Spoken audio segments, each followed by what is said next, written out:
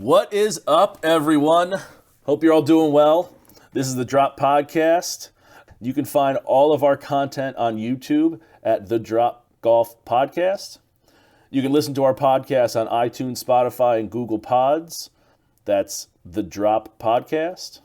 And you can find us on Instagram at the Drop_pod. And no matter which way you're consuming us, like, subscribe, rate, review, all that good stuff. Follow and listen along. This episode is sponsored by the Law Office of Mallon and Tranger. Tom Mallon and Randy Tranger are board-certified trial attorneys who share more than 40 years of legal experience. They specialize in personal injury matters, workers' compensation cases, and criminal and municipal defense. As certified trial attorneys, they have recovered millions of dollars on behalf of people injured in accidents and employees injured at work. They have offices conveniently located in Freehold and Point Pleasant. For skilled and personalized legal representation, call Mallon & Tranger at 732-780-0230 or check out their website at tmallonlaw.com. Not only are they good people, they're good golfers too. It says 3 participants, but I don't see him on the view, do you? No, I got 2 people in mine. Oh, I got to admit him. I didn't hit it. There you go. This is a Drop Podcast where we talk golfing in the Garden State. I'm Mike Poro, and this is Ryan Kulot. How's it going? We got a big week this week. We have an interview with Mark Costanza, low amateur at the 2022 New Jersey State Open. Mark was awesome. I mean, we could have talked to him for 7-8 hours. Had a lot of fun with him. We got some other topics that we're going to chat about. And so let's hit it, Yeah, Mike. no doubt. And just to kind of echo that, not only was Mark the low amateur, he's also the 2022 New Jersey State Golf Association Player of the Year. So this is no average guy coming on the show. He's big time. Yeah, and again, just like such a good dude. Yeah, no doubt. I want to kind of steal your thunder here in the very beginning.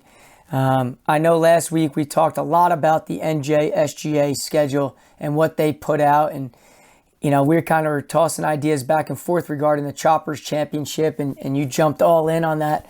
But I do know, as I mentioned, that there were other tours and other things going on for all skill levels of golfers.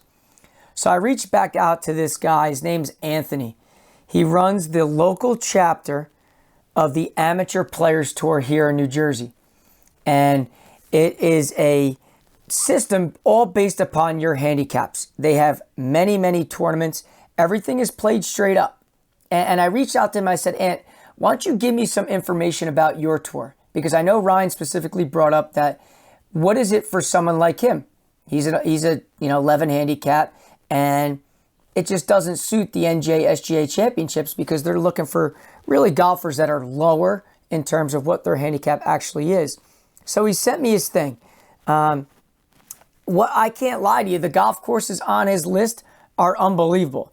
Places like Shacklemaxon, Echo Lake, Hominy Hill, which I know is a huge fan of our Ballyowen, with their local finals being held down at Ballamore. So you got so many different phenomenal spots. And it's based upon your handicap. So there's all different divisions, and there's a total of 5 divisions. And I said, okay, this is perfect.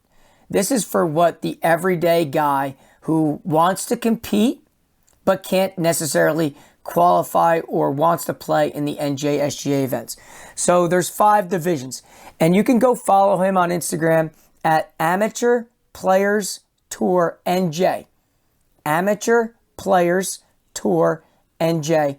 And it lists everything there. He's got his whole schedule. He's got the prices of what it costs to play. All different opportunities there for anybody that's interested in doing this. But just to break down the divisions, because I'm sure the audience is saying, well, where would I fit? Because I think that's kind of what we all necessarily say from the beginning. So you got Division 1. If you are a 3.4 index and under, you're in Division 1. Now, again, these are all stroke play, ball in hole competitions, but it's all based upon your handicap. So, which is the plus here, that everybody's playing against people like them. Division 2 is 3.5 to 8.4. Division 3 is 8.5 to to 13.4. Division 4 is 13.5 to 18.4. And then Division 5, which is 18.5 and above. And I saw that and I said, oh, wow, this is like the perfect thing for individuals that may not be at that next level, kind of what the NJSGA puts together. And it's stroke play against the players in your division. Trophies and Visa gift cards are given to top places in each division. And then, which is the one cool thing about this, because it's a local chapter, is at the end of the year, you then can qualify to play in the national championship against the other best players from other states. So this is not just like what you do in-house, but not only if you take care of what's in-house, you get to go experience things outside. And I thought that was a great way and another opportunity, just as you and I have spoken about so many times on this show, that New Jersey has to offer. Not only the golf courses, the golf professionals, but now we're talking different tours. And there's no doubt that if you're looking for opportunities to be competitive and go ball and hole, I know you brought it up. And I thought, man, you don't have to be a member. You can just pay per event based upon what your schedule is, or you can sign up for the whole thing. You could be a full-time member and play them all. But each each entry fee, it includes your greens fees for the day. It includes your range, the cart, the prize pool, and the trophies at the end. So to me, you may look at the prices initially and say, wow, that's rather expensive. But here's what I'll tell you. There's a lot more that goes into just the fee. On top of it, you're playing places that you're not always going to be able to get on. Sometimes we all know it's hard to get on certain golf courses. And I thought the one cool thing about the tour itself and the schedule that he has provided is that the second to last tournament is being held at Bethpage. And I know people are going to say, well, that's outside New Jersey. I get it. I understand that. But when you're talking about Bethpage being on that schedule, I think that adds a little bit to the whole thing. Because who doesn't want to go play there? Right? I mean, it's okay. It's outside New Jersey. We get it. But it's also like, we're in the Met area. It's the metropolitan area. So while we focused on New Jersey golf, I don't, if someone's going to say, oh, Bethpage is outside of New Jersey, okay. You're right. It is. No arguing. It's also a fantastic golf course. We're not arguing. Right. We're not right. It's we're talking semantics here. And okay, yeah, Bethpage is outside New Jersey. Got it.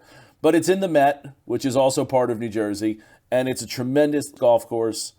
Good for you, bro. You know the location of where Bethpage is. And a nice thing about this is his schedule that he's provided has, I want to say, maybe 10 to 12 different events. And it's not located in just one area of the state. Anthony does a phenomenal job with going. He's got as north as Ballyowen on his schedule. I know firsthand that is a hike to get to that northwest part of the state. But then he's also got places in the middle. Hominy Hill, dead smack in the middle. Dead smack.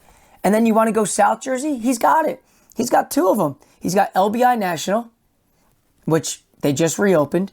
And then he's also got Ballamore, which is where his local finals is going to be. So the guy does a phenomenal job with the schedule. I'm just looking at this. I pulled up the website. Not only do they have, they got the north, they got the south. You could argue Hominy Hill is the east. But then, you also got Architects out west. And not to mention, I think I saw it's like $150 or something to be a member. And I don't know what that gets you, but then you look at some of these other things that they have for their, I don't know if it's members or not, but like they're putting together trips. Like in early December, they went down to Myrtle Beach and played Caledonia and Founders Club, and they're putting that trip together. It looks like they got one to what's the mountains in Missouri called? The Ozarks. They got Paynes Valley is on there, Ozark National, and it's just. It has a price on it. If you go to the website, it has a price to just, do you want to go on a golf trip? Here's a flat fee for whatever else is included. This is This is tremendous. Yeah. Anthony's done a great job. Yeah. It looks like it's well timed out too. It's not so much where it's like every Saturday or, May 1st they got something, and then the end of May they're going, they got a trip booked down to Florida, Stream Song. They got 3 rounds there, and then come back a little bit of time, June 11th, 25th, July 1st. July not like it's like beginning of the month, end of the month. Just like this seems. I really like this. This is good stuff. It's a great, and again, and one of the things that you and I have spoken at length about this whole thing is it gives opportunities to all different levels. And I know that last episode that we spoke in depth about the NJSGA and their schedule, about how these courses are really good, top of the line. But just like any championship, you got to qualify for it. And with qualifying, there's prerequisites. And you may not like that, or you may like that, but that's part of the deal here. Here, you could be anything.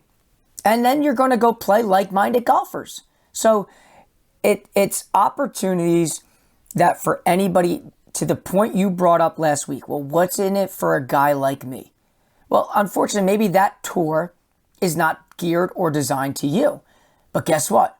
What Anthony's doing over here at the Amateur Players Tour at the local chapter here in New Jersey, there it is. There it is. You got plenty of opportunities to go battle against guys like you and put the ball in the hole. So I wanted to bring that up right from the get-go because I do think what he has and the things that he shared with me was a perfect counter to what the NJSGA does, and nothing against what the NJSGA does, but it gives alternatives. It's because it's not always one size fits all. It's not maybe going to steer anybody away from playing the NJSGA events to go play theirs, but it just gives everybody more chances, more different things and opportunities. If you want to go compete in both, go compete in both. It's not like the LIV or the PGA Tour. Yeah, I don't think. I mean, from what I understand, Anthony doesn't seem to be funded by oil money, so I don't know if he's not. I don't know yeah, he's not. Yeah, I know that as well.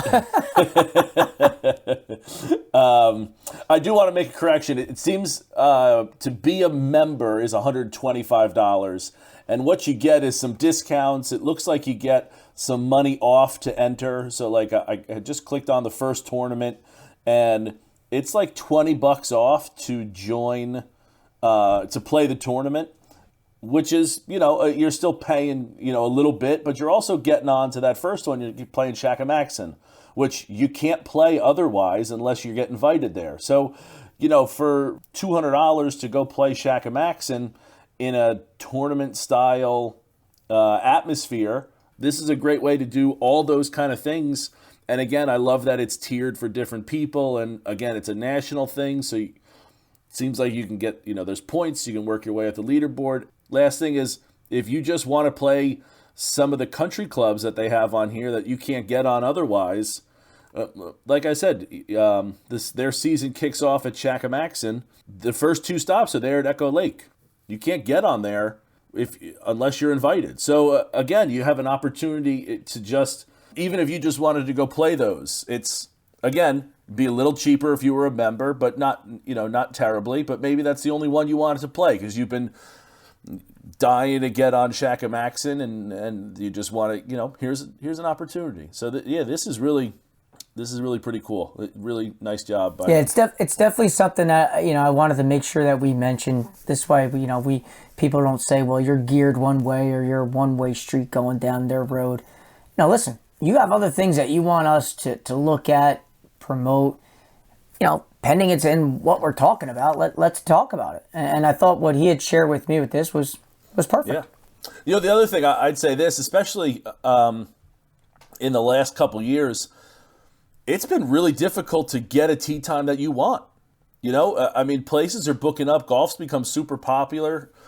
I feel like it exploded during COVID because it was kind of the only thing to do. But there's really this is another thing you don't have to deal with. So I've said it for a while. I would pay a little more to not have to deal with the frustration of I don't want to I want to get a tee time, but I can't get a tee time because it's booked up or whatever. So this is guaranteed tee time, meet some new people, play places you may not be able to get to play. This is a home run. So because this is a national thing, the website is amateurplayerstour.com, and it brings you to like the national page. On the right-hand side, you click local chapters, scroll down to New Jersey, or if you're in a different state listening to this, you can go. That's looking right here. It says Metro Philly. You got all these different places, so you can go check it out. But amateurplayerstour.com.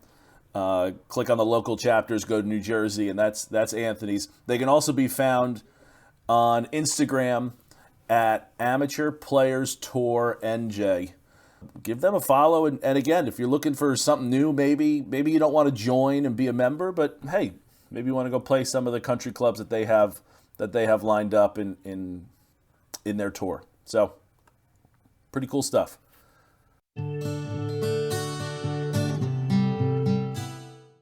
Dr. Mike Pomacala at Sport Solutions Physical Therapy and Performance Development is located in Middletown, New Jersey. He's a Titleist Performance Institute medical practitioner. Dr. Mike uses a hands-on approach with his clients to get them out of pain and back onto the golf course. No pain, no problem. Assessments are available for golfers looking to improve flexibility, power, strength, stability, and overall efficiency with their golf swing. Don't let dysfunction disrupt your swing.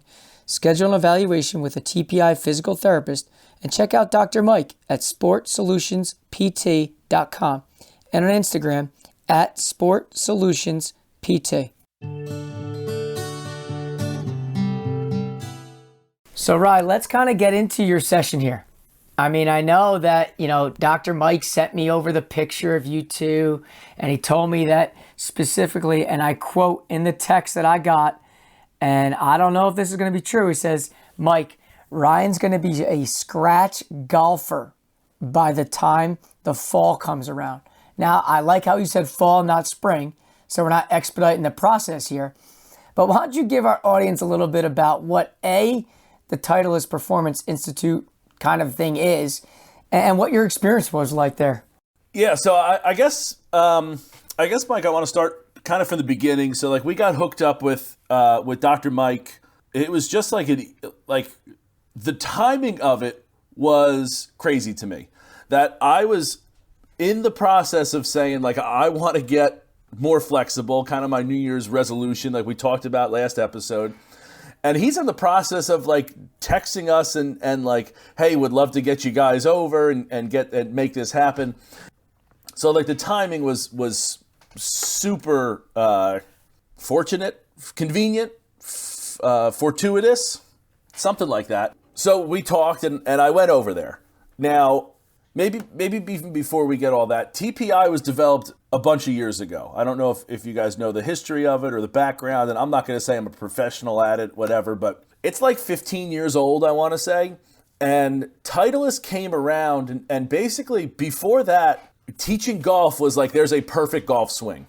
Then this TPI came around, and it's like, no, there's not a perfect golf swing, but there's a perfect golf swing for everybody. We're going to evaluate what you do well and what you don't do well and try to improve the things that you do poorly so that you can improve your golf swing. Now, that's your golf swing, not hey, you need to be doing this. Because if you can't turn a lot on your backswing, then we're not going to force it. So anyway, about 15 years ago, this kind of thought process changed, and it's developed into this basically like physical therapy kind of system. So Dr. Mike, he's a tremendous guy. You just walk in, he's super energetic. He's got a way about him that like his energy, his vibe, he's all that's like super positive. So I go in to see Dr. Mike, and we talk for a little bit about about some like medical history and going through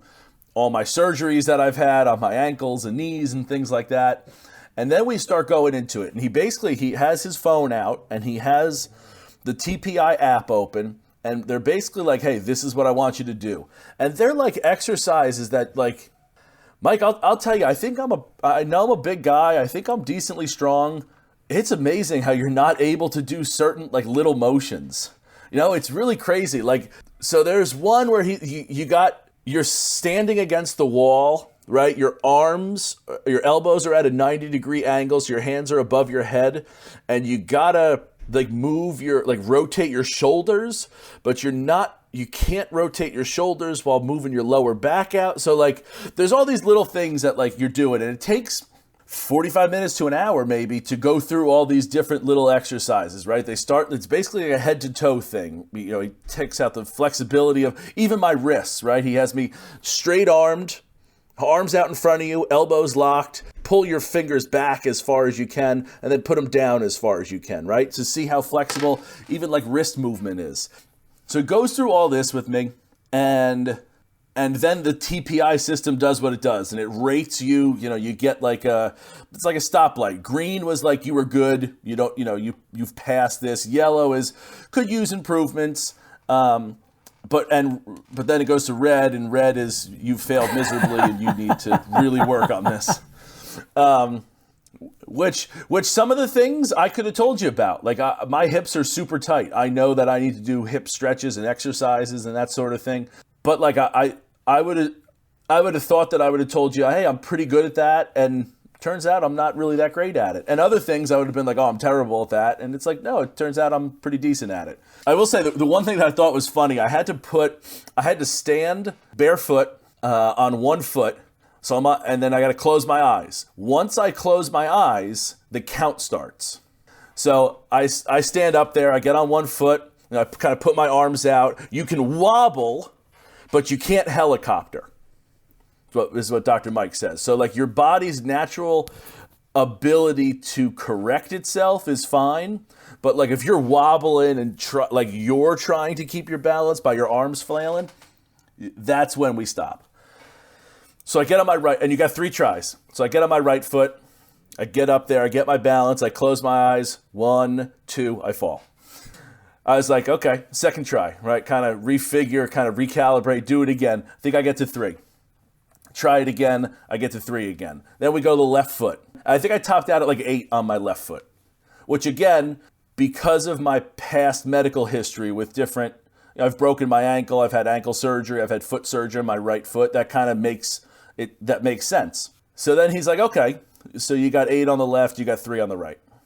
The goal was 15. Wow. So even on my good side, I wasn't close. And remember how I was talking about like, hey, like that's the thing that TPI is what Justin Thomas does, right? Justin Thomas is holding it for like 40 seconds. So I'm here on my strong foot, supposedly, because I'm right-handed, I'm right-footed. My strong one is 3 seconds, and Justin Thomas is just chilling there at 40 seconds. That's insane. That's insane. Yeah. So like it really, and then he goes, and this is what I also loved about Dr. Mike. He did an awesome job of explaining every little bit. So like, hey, this is the TPI thing. We're going to test your shoulder flexibility. We're going to test your elbow rotation. We're going to test this.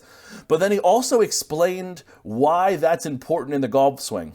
So like while I'm standing there balancing, and again, we're focused on this one particular thing. I was there for over an hour and a half. This one particular thing, like the balance, it makes sense that my miss is a slice, even just based on that balance. Why? Because I don't have balance in that foot, or that, like the smaller muscles in my foot can't grip the ground, which in turn can't, like the power can't transfer from my hips to my foot. So like it just, the whole thing, he's going like step by step. That's why you probably missed that way, right? And in the same thing, like that's connected to, I have a tight hip. So, okay, there's connection. And then the left side of my thoracic, like my back, I can't turn, which you and I have talked about. He's like, well, then also your body has had years and years of overcompensating for this one thing. So now it's starting to hurt on this side because you're compensating, you're not supposed. The whole thing was fantastic. So long and short, you go through all these exercises. And like I said, I was there for over an hour and a half. We did a little work. I think the TPI test part probably took 45 minutes to an hour. At the end of it, you get a score. And TPI does it as a handicap. So I'm sure Justin Thomas is either a 0 TPI handicap or maybe he's even a plus. I got 33. My TPI golf handicap was a 33. And I guess quick before you go off that number, because that interests me. I'm a numbers guy. Mm-hmm. I like data. I like that type of stuff. Now, is there a scale? Like, do you see a scale, or does he give you an idea, Ryan? You starting at 33, my goal is to get you to a number. Like, where is do you get graded after every time? Like, how is as you continue throughout this process, where does Dr. Mike say, okay, Ryan, I got you at a good spot? Is there a number in mind, or was that talked about as kind of like an end product? So we didn't talk about like an end product there, but we did talk about like how doing some of these exercises should lower that score and kind of how it lowers that score. So there's not like a sliding scale of kind of where you should be because like, again, like I can't balance on the right foot. Maybe someone else can't balance on the left, but each of those is its own score. So you add all these scores together, and again, to answer your question, no, I now have like the end part of it is I downloaded an app, the TPI, like my TPI app. I have my exercises in there that I have to do every day. It varies in different increments, 15 minutes, 30 minutes, 45, an hour. And obviously the longer you go, the more exercises you go. So if you go for 15 minutes, these were the things that were all red flags in your test. But I'm looking through the app now. There's not like a sliding scale or anything like that on this. It just has my golf fitness handicap is a 33. Yeah, well, that's not breaking 100, so we got to find a way. If Dr. Mike says he's getting you to scratch by the fall, Dr. Mike is in for a hell of a fucking time. Well, I think it bodes well that that doesn't, and I asked him, I was like, is that saying, my one question for him was, is TPI saying that based on my score, I should be a 33 handicap? Or is it just saying that, like, giving my goal, like how I did today, like a grade, basically? And he said, no, it's giving it a grade. It's not like what you should be based on because my first thought was, wow, it's pretty impressive. Like, such a shit score, and I'm not, My athleticism is overriding my flexibility. Thank God. Exactly. Honestly, so you know what? So it's funny you say that, because that was something that, like, as a former athlete, I have, there's certain things that I can do that if you look at me, you'd be like, he can't do that. That guy's too big to be able to move like that. And I get that. But again, so like some of the stretches or some of the flexible, it's like, wow, that's shockingly flexible for, like, usually people your size are not flexible like that. So there's certain things that, again, being a former athlete certainly helps. And, so it was really so good. I mean, anyway, long and short, it sounds like it's a great thing for people that are looking to improve themselves in the off season, especially here in New Jersey, where it's hard to get out and play.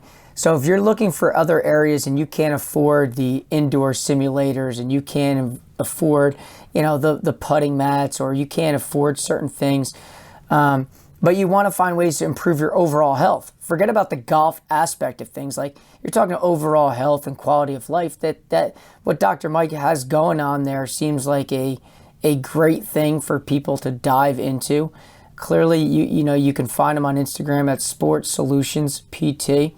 And obviously, what Ryan's saying kind of validates, some of the work that he's doing. So I think as he continues to grow, hopefully your score continues to get better. And I guess my question each week, the more you go, is, are we under 30 yet? Like, that's going to be my next question to you. Like, So that's a great question. I'm going to text him that. Like, how often does that, like, do we have to do another evaluation for it to go down? Or is it just see that I'm doing better and it goes down? I'd imagine it's another evaluation. Yeah, I mean, no offense. This could turn into like a little bit of a game here.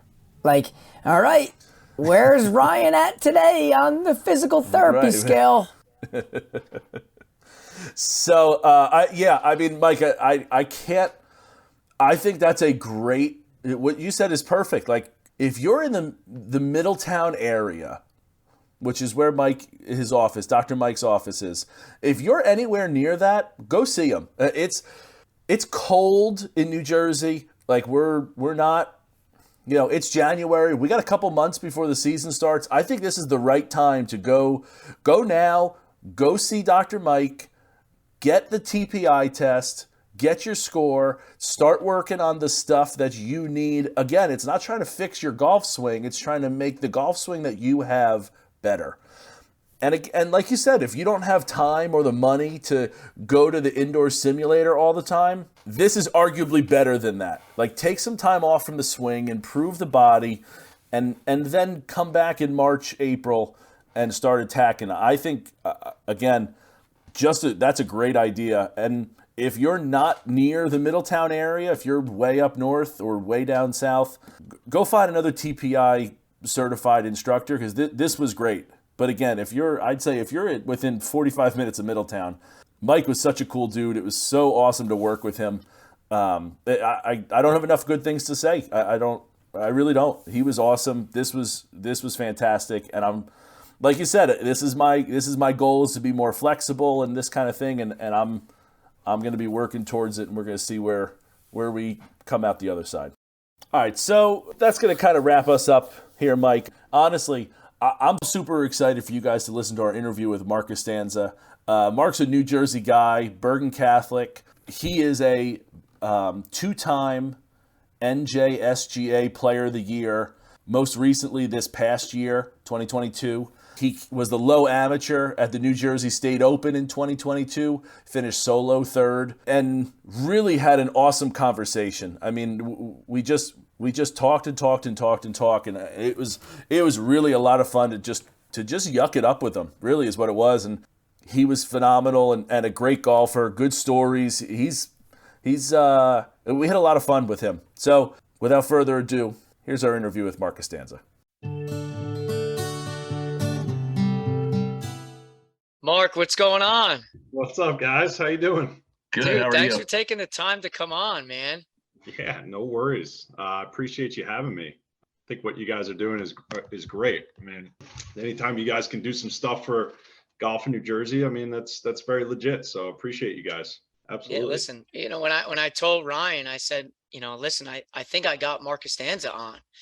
I said, for people that know New Jersey golf, like, that's a big time get for guys like us that are just starting out. So listen, I do appreciate it. I've been a competitive golfer. I played Division III collegiate golf, and then I had a family. I have two little girls, and I kind of stopped playing competitively, and maybe I would play 4 or 5 times in a year. But then COVID hit, and I started playing golf a little more seriously. And that's kind of when I started like diving back into the competitive world and looking at things, following things. And I think your run in the 2021 USGA Mid-Am kind of like re-sparked my interest in like, wow, okay, it's fun watching very good golfers from New Jersey be competitive on a national scene. Like I like that. And then I was fortunate to qualify for the New Jersey State Open this year at the Ridge. And I'm just this little guy who just is a golf nerd and knows all the names.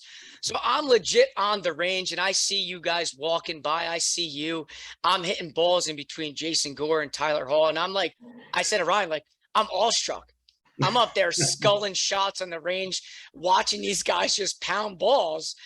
And I'm like, where am I? And I know that's a small world for someone like in New Jersey golf, but the guys like Ryan and I that are like all in on New Jersey golf, like it is like the PGA Tour to some extent. So getting guys like you and others that we've been fortunate to have on the show is for a nerd like me that's all in on New Jersey golf, it's like, it's kind of like a home run.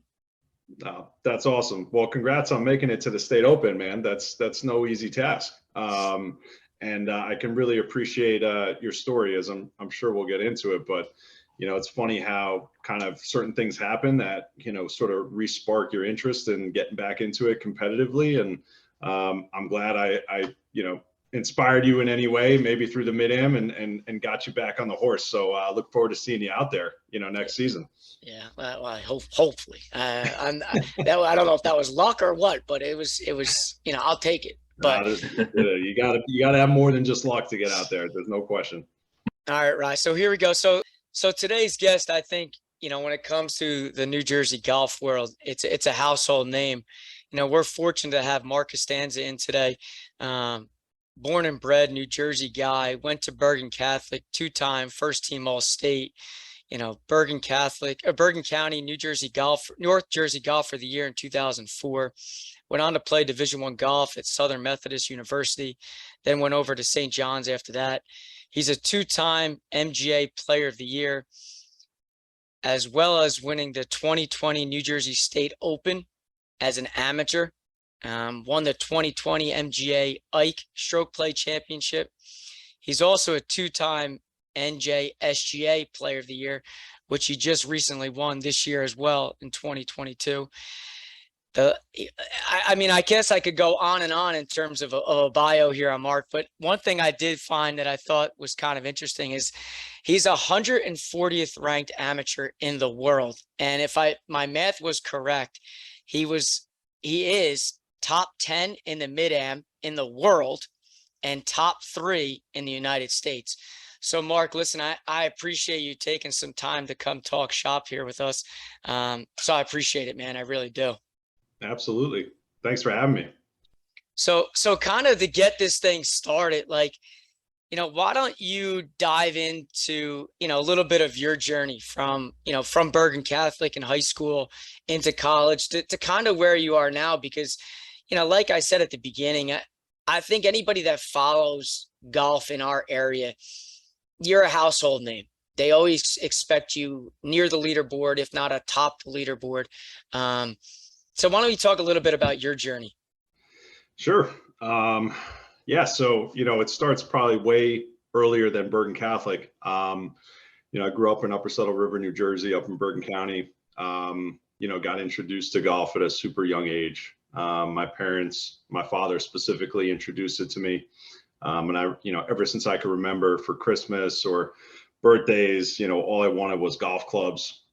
A training aid, some sort of golf equipment, something I can go bang around balls in the backyard, something like that. So, growing up, played competitively, probably starting at the age of, 7 or 8, playing, in the Bergen County, junior golf circuit. It was called the Pioneer Tour, which, Kevin Purcell, who's the president of the, New Jersey Golf Association, he was instrumental in that Pioneer Tour, which really kind of started me in competitive golf, in New Jersey, which was great. And, I'd say, from the ages of 8 until, 12, 13 or so, I really sort of hit my stride as a junior player. Started playing in some national events, once I turned, 10, 11. Just really had sort of this undying love for competitive golf, from a very young age. So, when I was, 13, I guess, yeah, right before high school, 8th grade, was playing in national events, against guys like Ricky Fowler and, Wow. these guys were, sort of the national guys that were my age that were playing, in AJGA events and IJGT, which was another tour. And then I went to high school at Bergen, and for the first couple of years at Bergen, toured up, as you mentioned, my, was player of the year, first team All-State my freshman year, my sophomore year. So kind of came on, to the New Jersey high school scene, pretty quickly. With a bang. Sorry. It's a bang. Yeah, came out with a bang, and I had high expectations. I was playing very well. I think folks really expected a lot of me at that time. They were sort of like, hey, Mark's going to be, a college golfer for sure, and then he's probably going to be on the PGA Tour. I mean, those were kind of the expectations that I had for myself as well. And then, probably from junior year of high school, for a while, I sort of regressed. In comparison to the trajectory that I was on, I definitely regressed, likely because I started caring more about having fun and my social life and, all the things that come with, being a 17-year-old kid, and moving on, from that age, was still able to get a scholarship to play golf, down at Southern Methodist. Went there for a year. I really enjoyed Dallas. I think it's a great city. Some of my best friends, are still, folks that I went to school with there. I just didn't really get along with the coach. It's a Southern school. It's a Southern culture. I know a lot of guys from this area who've gone to Southern schools and thrived. For me, it just was a little bit different, I guess. Culture wise, I'm an Italian from New Jersey, going down to, Southern Methodist, where, I was the only kid on the team from the Northeast. And, this was at a time when people thought like Jersey Shore, they thought I was Jersey Shore, and I was like, you guys have no idea. I mean, like, I have a lot of buddies, from high school that are legit Jersey Shore. I'm like, but it's not, it's not necessarily me. But, they would always, bust my chops, and the guys were great, but ended up just not really playing too well when I was there. Didn't really get along with the coach that well. And so I threw my name in the hat as potentially wanting to transfer out. And coach from St. John's University, Frank Darby, I owe a lot to him because, he reached out to me right away. And, I think he remembered me as a junior player, up here in this area. And he said, hey, how would you like to come play for St. John's? We'll give you a full scholarship. And it was sort of like, okay, done deal. I get to go back closer to home. And I knew a couple of guys on the team. We had some good players, already. So it just ended up being a great move. And, like I said, I'm super thankful for Coach Darby in getting. Mark, were you on the team? Were you on the team with Keegan Bradley then? Did Keegan Bradley go to St. John's? So Keegan did go to St. John's. My freshman year at SMU, Keegan was a senior at St. John's. Oh, okay. So gotcha. When I transferred in, I just missed him. But have a lot of mutual friends. And actually, when I transferred into St. John's, Keegan was still dating a girl that went to St. John's. So we had a house where all the golfers lived in. So he was hanging out there my first year at St. John's. Playing beer pong, hanging out, and I've gotten to play golf, a bunch with Keegan, and like I said, a lot of good mutual friends between the two of us. Very cool. Yeah, I didn't know the timeline. I was pretty sure he did, that he went to St. John's, but I didn't know exactly the timeline. Yep. Yeah. So I missed him by about 1 year. And when I was at SMU, Colt Knost was a senior at SMU, and Kelly Craft was one of my roommates at SMU, who plays on tour now. Mm-hmm. So it was kind of funny, Colt was a senior and Keegan was a senior, both had great careers. Obviously, Keegan's still out there doing it and just won, which was great. So we're always rooting for him. So after St. John's, okay. Right. Now, I mean, again, you can correct me if I'm wrong, but I feel like probably within like the last 4 or 5 years, you've kind of like exploded more so than like you were mentioning when you first got to high school, and then you kind of in your eyes regressed. I would love to know what regress means, right, in terms of his regression. But whatever. That's a whole other story. Can we actually go back to that real quick? Do you actually mean regressed, or like you're on this trajectory and then all of a sudden almost like flat line? You couldn't possibly, someone of your caliber is not regressing. All right, let's at least understand that. It certainly was a regression from how I was playing just as a junior player, and I think it all you know, this game is all mental, right? So, I mean, it all comes down to your mental outlook, your confidence level, things that are going on off the golf course, how that affects you on the course, can really answer probably a lot of the questions that you guys have about, you know, why did you play so well in this stretch of your life? And why didn't you play so well in that stretch of your life? Well, it has a lot to do with, you know, how well things were going, you know, outside of golf. And, For sure. you know, I certainly did, you know, regress. Look, I was still able to play college golf, get a scholarship, you know, obviously hold my spot, play well enough, but, you know, not anywhere close to how I've played the last 3 years, and also not anywhere close to just kind of how well I played leading up to high school as a junior player, and just sort of, you know, winning constantly, and, you know, playing with that sort of, you know, fearless confidence. That certainly went away for a prolonged period of time. Yeah. So I guess this transition from St. John's, was there another, I guess, like lull in a sense in terms of like your career, or did I miss something when doing some research? Because obviously, since like looking back at my things, and again, correct me if I'm wrong, but like 2020 seemed to be like the catapult again to your amateur career.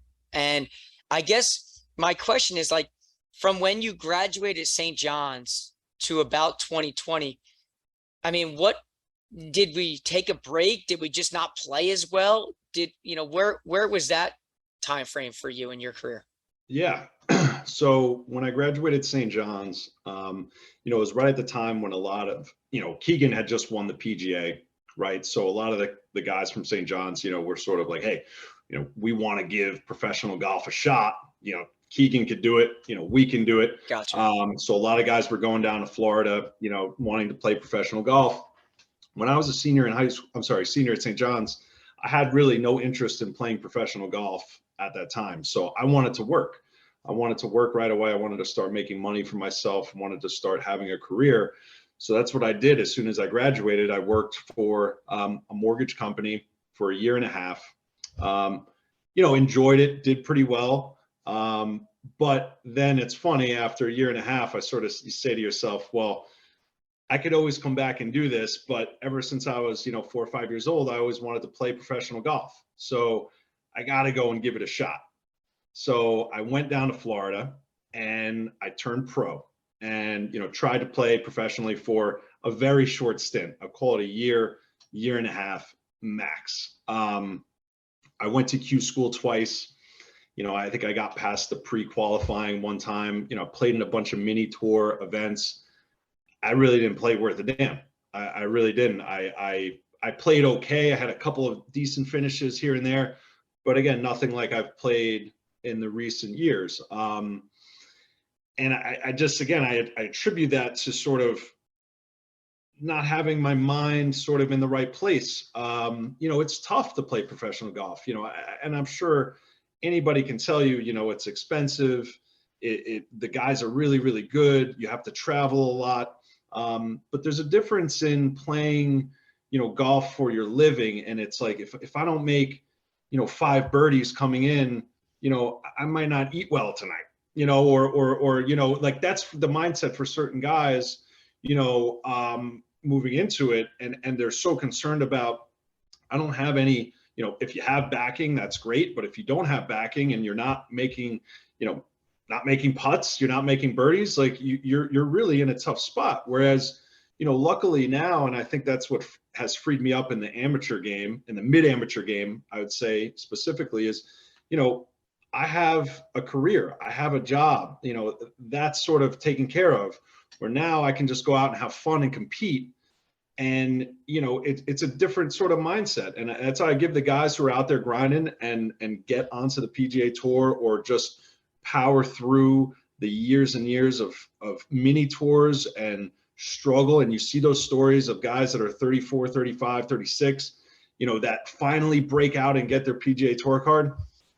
I got the utmost respect for those guys, because I don't think people realize, you know, how much of a sacrifice and how hard of a journey, you know, that is. So, you know, obviously props to those guys, but, I did it for a year and a half, and I said, you know what, I can't do this, and I saw those guys. I saw guys who were 34, 35 that were still trying to make it, living out of their cars, traveling from tournament to tournament, some of them were married and had kids. And I was like, look, as much as I wanted to be on the PGA Tour, I wasn't playing well. I'm realistic. I was like, I'm not playing well enough to do this, and I don't want to be that guy. So like, I wanted to make a change. So, I went back up, to New Jersey. I packed up my car, I drove home, and I started applying, for jobs up here. Ended up starting working at Bank of America, and, worked at Bank of America for 4 or 5 years, and, really didn't play much golf. Golf for me at that time was sort of on the back burner. I mean, I certainly played a little bit, and I played socially, but in terms of competitive golf, really didn't play all that much. And, kind of to rewind a little bit, I'll tell you guys this, like, from when I said I regressed, back in high school, and then also, even throughout college and throughout, maybe my professional career, if you want to call it that, for a year, I struggled severely with the yips, specifically chipping and pitching, was something that, I'm not afraid of talking about now, but that was a really like strong demon that I had in my golf game that, as you guys know, if you don't have a short game, if you can't hit wedges, if you can't make up and down, I don't care how well you're going to hit the ball, it's really going to be a struggle for you to score. And for somebody that, short game when I was a junior player used to be one of my, the best parts of my game.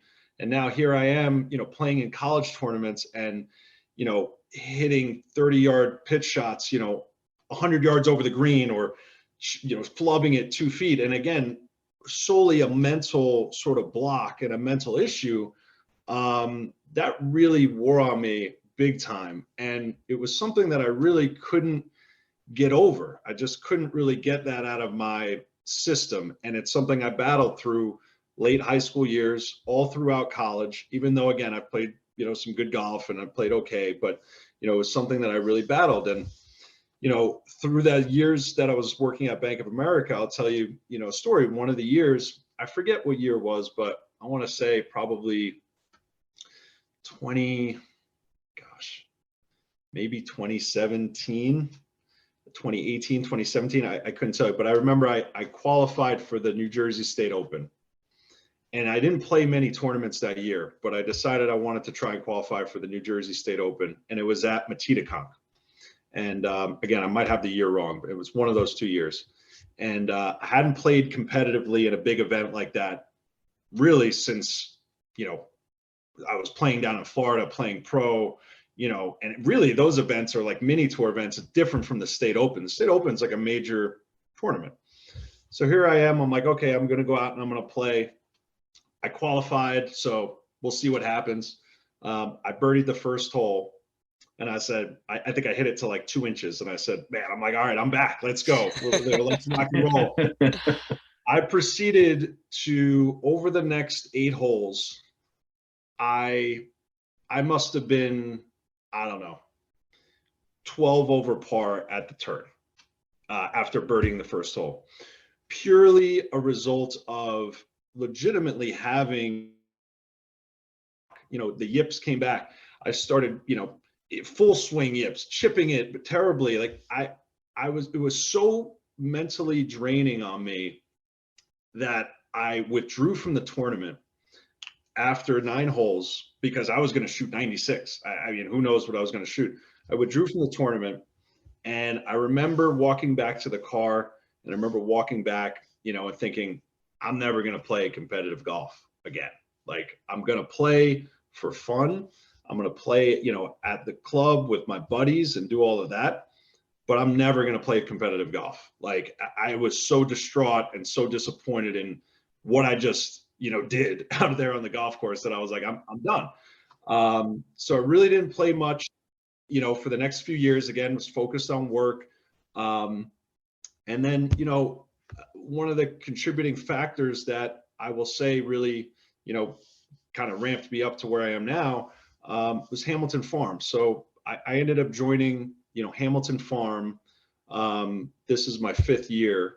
So, I joined Hamilton Farm and, just got in with a great group of guys. So, playing with them, on a Saturday morning, a Sunday morning, hanging out, really enjoying, I guess, golf again, because now I'm part of like a group with these great guys. We have a ton of fun. That year, which was, so, I joined there in I guess that was 2018 or 2018. The year before, so 2019 at Hamilton Farm, I played a bunch, with these guys. And I was finding that every time I was playing with them, I was shooting 67, 68, 69, 66, 67. And I'm thinking to myself, I'm like, man, like I'm playing pretty well right now. And I'm really just having a good time. I'm just enjoying myself.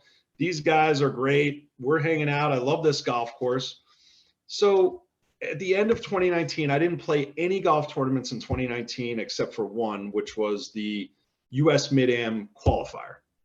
So I went and I played in the US Mid-Am qualifier. I think it was at Fairmont in Chatham. I shot, I think, a 67 or 68, I forget, but I was medalist and kind of just went out with the same mentality of, hey, I'm just going to have fun. Let's just keep this fun train going and let's enjoy ourselves, and played great. And then went to the US Mid-Am out in Colorado in 2019 and missed the cut, missed match play by, I think, 2 shots. I made 2 double bogeys. It was a tough course. But it was after that event that I really sort of said, wow, I'm playing in a national championship and I'm just happy to be here. I had never played in a USGA event before that 2019 US Mid-Am.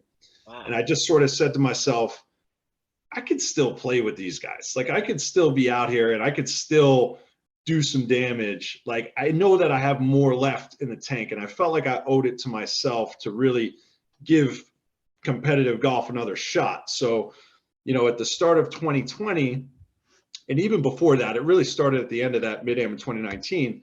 But at the start of 2020, I had it in my mind. I said, okay, I'm going to play competitive events again.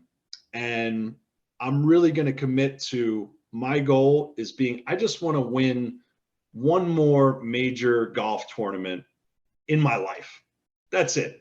And for me, that could have qualified as the New Jersey Mid-Am. It could have been the New Jersey Am. It could have been, an MGA event. It could have been any one of those, just sort of that would qualify as like, here's a legit tournament. I played in it and I won.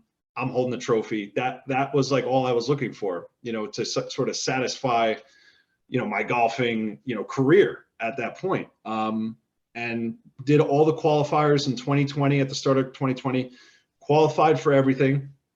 And then the first event of 2020 was the New Jersey State Open at Knickerbocker. And I had played Knickerbocker a bunch before I joined Hamilton Farm. I actually was a summer member at Knickerbocker for, a year. So I knew the course really well, place I was comfortable at, shot 1 over in the first round. And then in the second round of the State Open, that's where I really feel like I had arrived. I arrived. Exactly. Like I arrived. I shot 65. Yeah, I was gonna say, I thought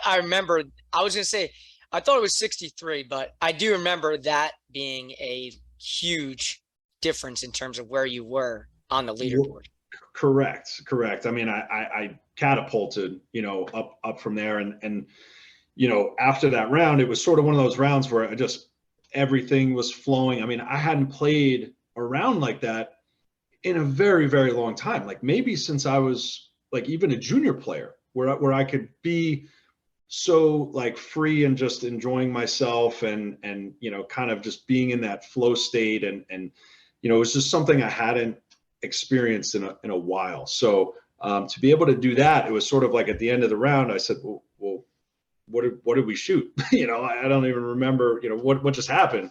And, obviously found myself in the thick of it in the final round and, battling down the stretch with Tyler Hall. And here I am.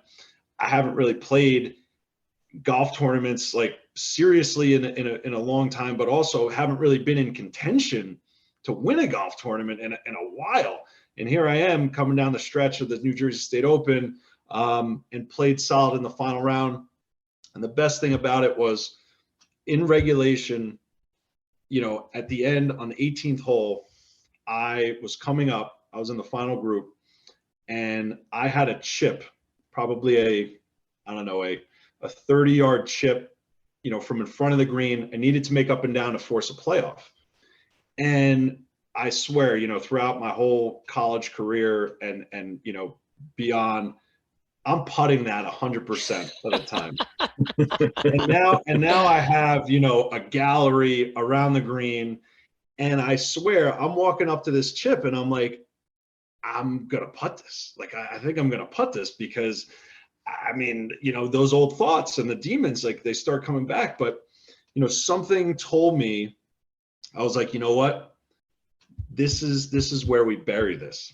This is where we bury this. I said, if you don't have the balls to take your wedge out, because that's the correct shot to hit right now, then this is always going to have the best of you. So I was nervous as hell. I'm not going to lie, but I took out my sand wedge and I said, let's give this a go. And I chipped it. I hit a good chip, hit it up there to like 6-7 feet, made the putt, and went on to win in a playoff. So that was just super gratifying for me, that it kind of came down to having to make an up and down when I'm chipping the ball, and I had sort of the moxie to say, I'm just going to do this, which was great.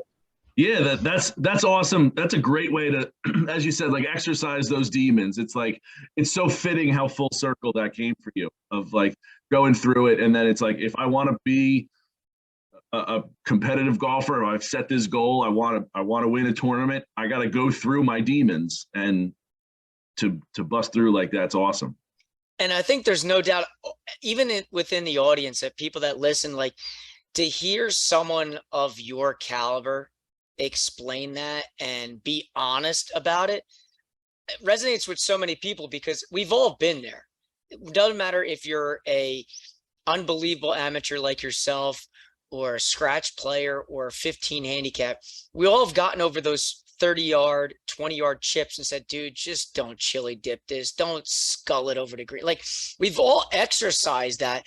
But to hear someone like you on your caliber with your resume be like, dude, I fight the same things that the everyday guy that shoots 90 goes through, it is not enlightening, but it's happy to hear, like, hey, listen, he's human just like me, and he's fought that just like I have. So, I do think that's a good thing for the audience to hear.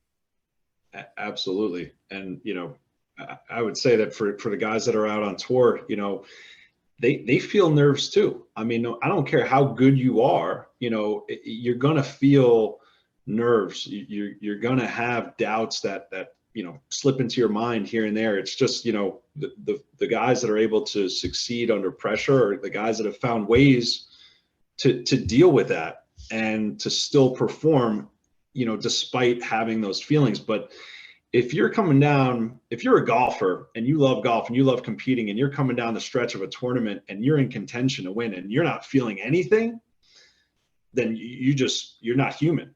You're a robot, like anybody who really, you just don't care, somebody who really cares about winning, you're going to have those feelings. So Mark, let's dive a little bit into the national scene at the 2021 USGA Mid-Am, because I think that had to be one of the best moments for you. And obviously, me being the golf nerd I am, like, I know the area pretty well. We grew up going to Cape Cod every summer. My parents had a house in Falmouth Heights. I never got over to Nantucket, but we've gotten over to Martha's Vineyard many, many times. So I think when I heard that you guys were, at, correct me if I'm wrong, Sankati, is that how it's pronounced? Sankity Head. Okay. Yeah. Okay. So when I heard that you were out in that area, I'm like, oh, wow. Like, that's when I became like, really following every single day in your journey.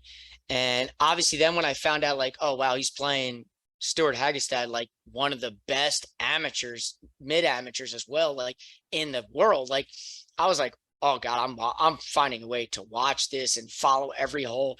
I'll never forget, I couldn't find a live feed, but I'm refreshing my phone after every hole, seeing what's going on. And, just to recap it, but I'll let you dive more into it. Like for the audience, you were 7 down through 11 holes of the 36 hole final. You did win 2 of the last 7 holes to finish 5 down going into the final 18 holes. But me again, refreshing that thing going on. And then I'm seeing, wow, he wins another hole in the second 18. He wins another hole. And then to be 1 down with 2 to go, like that whole, I guess, environment, the arena, like what was that experience like? And I know there's more to the story because, I knew that, I read that your wife was on the bag. She grew up going to that area. So like I had known that it was like a way more bigger experience than just the tournament itself. Yeah, it was a special week. The only thing that would have made it more special is if I would have got it done at the end. I know.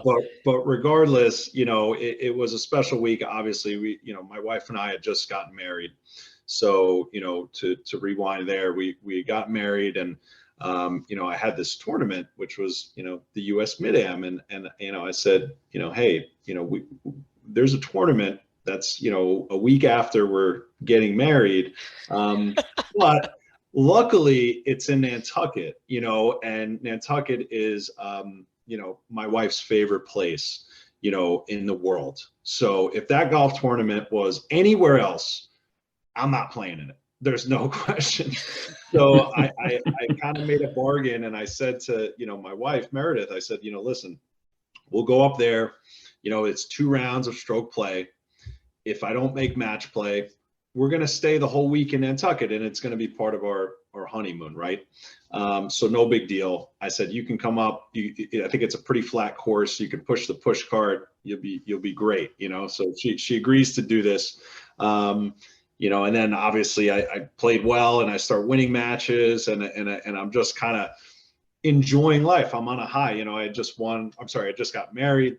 And we're having a good time, we're going out, for dinners, we're hanging out, not taking it too seriously, but again, going back to what I said about things off the course being good, translating on the course, prime example. So played well, started playing well. And then I think probably at around, the round of 16, when I won the round of 16 and then the round of 8, I think Meredith was up until that point sort of like, well, how much longer are we going to go? How much longer are we're going to play golf on this trip? But then once we got to the round of, 16 and the round of 8, and sort of the excitement of the event starts building and building, I don't think anybody was more into it than Meredith was, and she was a phenomenal caddy. I give her all the credit in the world, because she kept me, completely relaxed, during, these matches, that, otherwise, somebody else could have been like, holy crap, dude, like you're making a run at this thing. And she just was very nonchalant about it. And, it was a lot of fun. So I won every match I played in that event. I was playing so well that week that I really didn't have any ounce of doubt that if I were just going to continue playing the way that I was playing, I was going to beat everybody that I was matched up against. That's the comfort level that I had that week. I was playing extremely well. I didn't have one 18-hole stretch either in stroke play or in any of the matches leading up to the final where I was over par. I was under par in all 18 holes, in all those rounds. Fast forward, obviously I get to the final. So now I'm at the final, and the final was a little bit skewed because normally you'd play 36 holes final all in one day. the way that the weather, had sort of affected the event because of fog, there was a fog delay and we had to sort of cram to get it in. I played the semifinal match in the morning, and then I played the first 18 of the final that afternoon. So going into that afternoon final, it really starts to hit you a little bit that, I got 36 holes no to, doubt. yes, win a national championship, but to play in the Masters. Like that is, that for me, it sort of started to hit home That's good.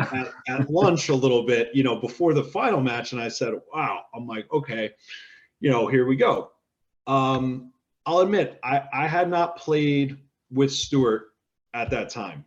I've played with Stuart since a few times, and Stuart's a great player, obviously. He's the number one ranked mid-am, for a reason, multiple Walker Cupper. He'd won that event before. So for him, he's been in that position. I certainly hadn't been in that position. And it certainly showed the first 11 holes of that match. I mean, I remember the first tee shot on the first hole in the final match. I mean, I hadn't even come close to missing that fairway. It's a pretty wide fairway. You really only have to hit like a 2-iron or a 3-wood. I hit a driver, which was probably stupid in hindsight. I hit driver. I mean, I hooked this thing 70 yards into the brush left, like wasn't even close to sniffing the fairway. Conceded the first hole, didn't even hit a second shot. It was like, okay, here we go. And then, I probably through the first 11 holes, I'd probably say that I was, maybe 3-4 over par.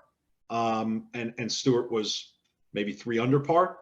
And there you go, like seven down through 11. It was getting to the point where I was like, man, I'm going to get embarrassed here. Like this is pretty rough. And you do have, I mean, it's the biggest gallery that I played in front of, and, there's no ropes. And so, everybody's just walking with you in the fairway. And, it's sort of like you walk to your ball and it's just all these people are, it's a very intimate setting. Guys are all around you. And I think just sort of the stage got the best of me, early on. After I was 7 down, I remember I made a putt on this par 3 and I made par, and, Stuart made bogey and I made like a you won 20-footer maybe. You won the 12th hole. And I won the 12th hole, correct, with a par. Yeah. So I made this par, and I remember sort of like looking up like, all right, I got one, this was great. And, Stuart, I think, gave me a look. He didn't like that too much, that I was sort of like, oh man, like, I finally got one. So I started to play better, hit some better shots. We tied, every hole, I think up into the 18th hole. 18th hole, I hit a good second shot onto the green, and Stuart made an uncharacteristic mistake. He went long on his second shot, and he failed to make up and down. So now, I cut it to 5 after 18. And given how poorly I played, especially in the first 11 holes, I sort of was like, okay, like I'm 5 down, at least I'm not 9 down, I mean, based on how I'm playing, I'm glad this thing is still going on. So I think it was an advantage in a sense to be able to go back home, kind of reassess, what was going on, and be able to come back the next morning and have that break in between. I can tell you that my mindset, that night, I didn't sleep well. I did not sleep well that night. Certainly, I was worried about going back out and kind of putting on the same performance that I just did. And I said, well, am I built for this right now? Am I going to be able to like be on this stage? I almost in a way was dreading it a little bit. But through the encouragement of, my wife, she said, hey, you've been playing great. Let's just keep doing what we've been doing. You got to go out there and give it your best. What else can I do? Right. I mean, I'm in this situation. First hole, we'd have with pars. Second hole, we have with pars. The third hole, which was the turning point, is a par 3. And obviously up at Sankaty Head, wind is always a factor. It's always blowing. I mean, it was blowing the entire week. That hole is like a 210-yard par 3. Pin was on the left-hand side of the green. The wind was blowing hard right to left. I hit it a 4-iron into the wind, just absolutely perfect. And it drew with the wind, and I hit it to about 5 feet. And Stuart hit it into the bunker. He hit it onto the green. You know, I made my putt. And after that, I was like, okay, I'm 4 down, you know, and I just hit a great shot. And so at that point, I sort of was like, let's just play some golf, man. Like, let's do this. And I started playing really well. Started hitting good shots, started making, you know, some putts, and I just started chipping away. And, you know, won a hole here, you know, made a putt here. You know, I made a putt, forget what hole it was. I want to say it was probably 12, or no, it probably was 13 or 14. I made a 50-footer that was snaking down the hill, you know, I mean, ridiculous putt. Crowd was going insane that here I am. Now I'm only, you know, I got it to 1 down, I think, from that putt. And I had birdie putts on the next 2 holes. So that would have been 14 and 15. 14 and 15, I hit it to about 10 feet on both those holes and missed both those opportunities that if I could just make one of those would have been great. And then we get to 16. So that would have been, you know, 34 in the match, hole 34. And I had about a 20-footer for birdie, and he had about a 15-footer for birdie. I drained my 20-footer. And I'm thinking, you know, if he misses this putt, we're all square with 2 to go. And clearly all the momentum is on my side. And Stuart, you know, the world-class player that he is, you know, he got up there and he just buried his putt. And that was a little bit of a heartbreaker because he had been around the hole and, you know, he hadn't really made anything all day, but he made that one when it mattered. And then, you know, on the next hole, par 5, you know, I was aggressive with my chip. He ended up making birdie and, you know, closed me out on the 35th hole. But, you know, just an amazing week. You know, I played really well besides the first 11 holes of that final match. And, you know, I wish I could have that back because, you know, obviously to get to a final of a national championship is so difficult. And to be that close, you know, obviously it was a fairy tale week regardless, but, you know, if I just could have those first 11 holes back, you know, maybe things could have been a little bit differently or could have worked out a little bit differently, but an amazing experience, an amazing event. And I think that for me really solidified that, you know, not only am I, you know, able to compete with the best players in this area, but really on a global stage. You know, I mean, that tournament's got guys from all around the world. So, you know, that was a really, really cool experience for me. There's no question. Yeah, well, what an amazing story. Can I first, congratulations on getting married. Thanks. Thanks. A week before is crazy. Your wife must be very special to allow you to go play golf, you know, this kind of tournament and be on the bag.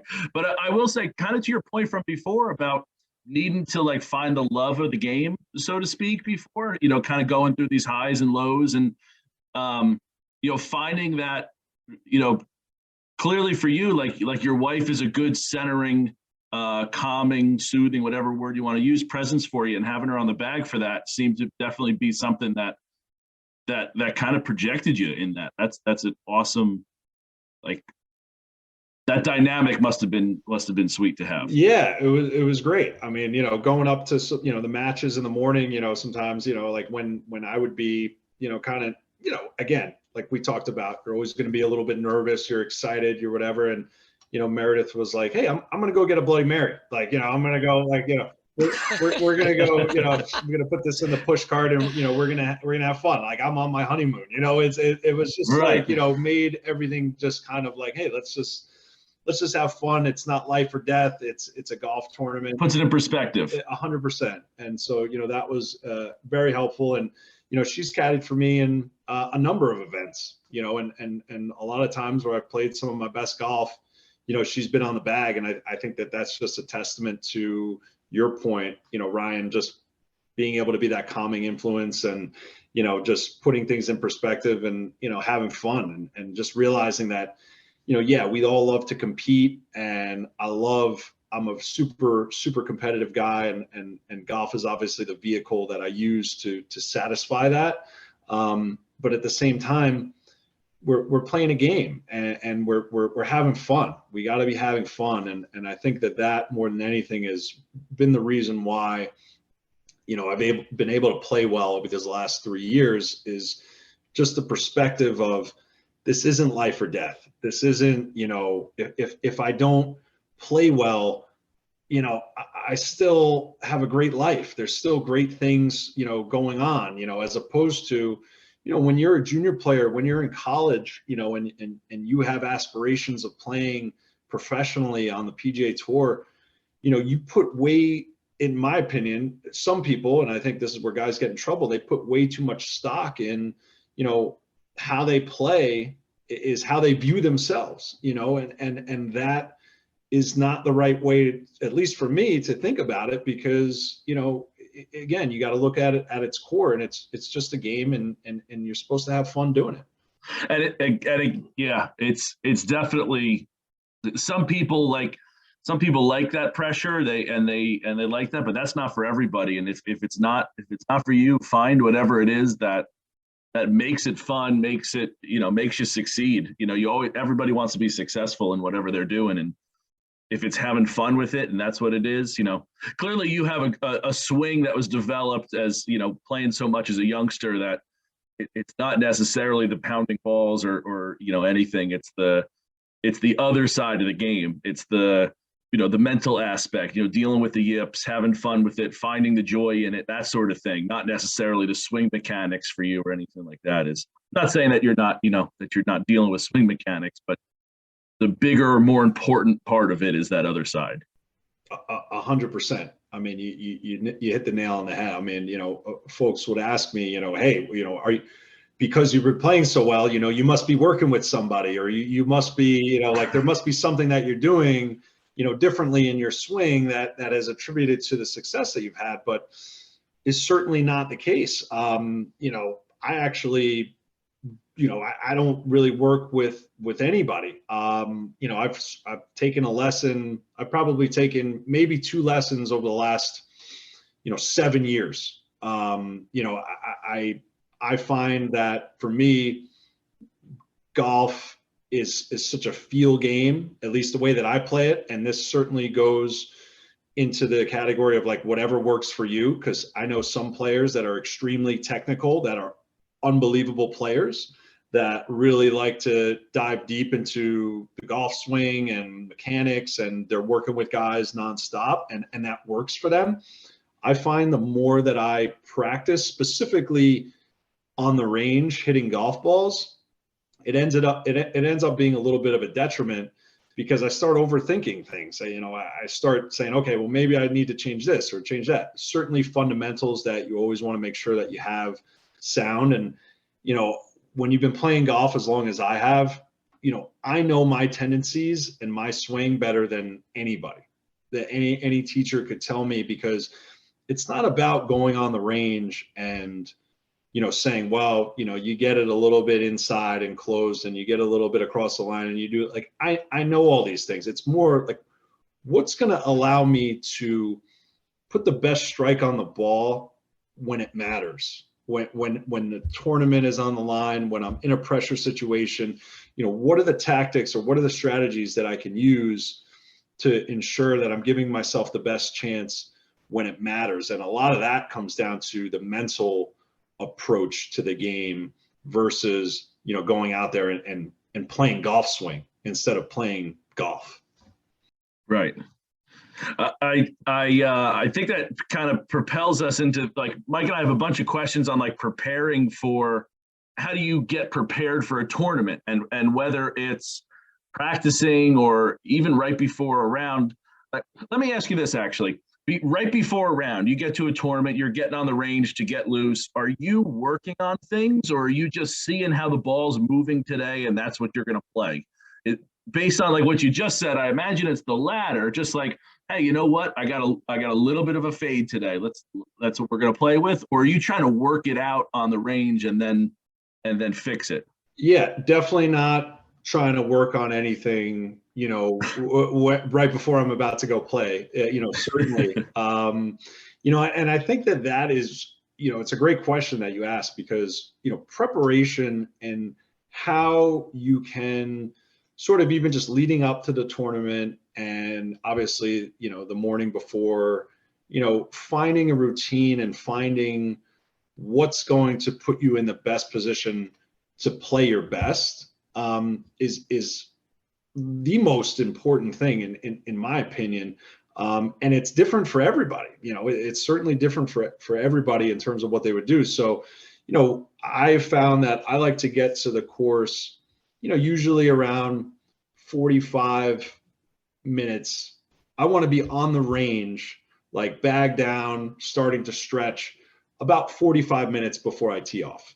I found that gives me enough time to do what I want to do, but I'm not getting antsy, like, okay, like, let's go, like, I'm ready to go. If I got there an hour and a half before and was hitting balls for an hour, like, that would be way too much. So 45 minutes. And a good medium to, like, I'm not waiting around and getting antsy, but I'm also not feeling rushed, or like, okay, hit a couple balls real quick, go roll a couple putts, and then, I got to rush up to the first. 100%. Yeah. I mean, and I think whenever I go to a tournament, especially if it's a place that I haven't played, or even if it's a place I've played, the number one thing for me is you want to get an idea of the green speeds. That's super important, because green speeds can change, on a day-to-day basis. And obviously, I could play a course one year and the speeds could be, a 12, and then I could play the course the next year and maybe they're a 10, or maybe they're a 13. So, I think a lot of your time before you play, and if you can get out there, some of the larger events, you can certainly have a few days leading up to, in terms of preparation, where you can get an idea. But if you're just playing it for the first time that day, a good chunk of what I'm going to do is hitting putts, because I want to get a feel for the greens. I mean, my swing and hitting the ball, I mean, I just need to get my muscles loose and get my body loose, and that's really it. Like I said, I'm not working on anything technically on the range. So I usually hit some putts, I'll go and, go through my bag fairly quickly, on the range, and then, maybe hit a couple chips, and then go. I mean, and then I'm ready to go. But it's, I found that, having certain things that you can focus on, from a mental standpoint, that you can control going into a round, specifically a tournament round, is really important. And what I mean by that is, like, if we went out and played golf tomorrow and I asked you guys, what's your goal for this round? Go low. Go low. Go low. Right. And, like, whenever I ask that, a lot of folks will say, well, I want to break 80, or I want to, break par, or, I want to break 90, or I want to, not embarrass myself. Like, it could be any of those things. That's that right? one. Which, those things are all sort of outcome related, where, I found that, like, if I go out and play, I usually have three things that I try to focus on that are all within my control. And at the end of the round, I only judge myself based on how well I did those three things. So those three things could be something like, go through my pre-shot routine on every shot, whether it's the first tee or, it's the last putt of the tournament. That's something that is within my control. Like, I can actually do that no matter what the circumstances, no matter what the conditions. I can control that. Another thing might be, on every putt inside of, 6 feet or 5 feet, I'm going to listen for the ball to go in the hole and I'm not going to move my head. Again, something that I can actually physically control. Another one might be, grip pressure being light and consistent throughout the entire swing, where I'm starting with it light and I'm keeping it that way throughout the entire swing. Again, things that I can physically control, that if I do all those things correctly, and at the end of the round, I can say, hey, Mark, you did all those things really well. I'm probably going to shoot a good score. But if you go into it, like, you can't control whether you shoot par or not, because, I could hit a good shot. It could hit the flagstick and it can, shoot back into the water. That's not, something that's within my control. So I think focusing on those sort of process oriented goals are key. They've been key to my success. And I tell any golfer out there that if you just had 3 things that you focused on within your control the next time that you played, I guarantee you that you probably would shoot a better score than if you went out there just sort of with the mindset of, I just want to play well, or I just don't want to embarrass myself, and something that's really not in your control.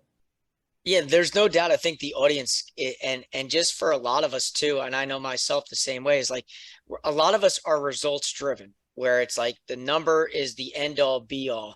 And sometimes when you're able to step back and not be so fixated on what is my number, what did I shoot, what was the front nine like, rather than just legitimately, and I know it's a cliche of taking it shot by shot, but like, if you can find ways to control the controllables more or less, no matter what the results are, you'll know that you've done everything the best you possibly can do. Because like you used in that example, like, I could hit a great shot.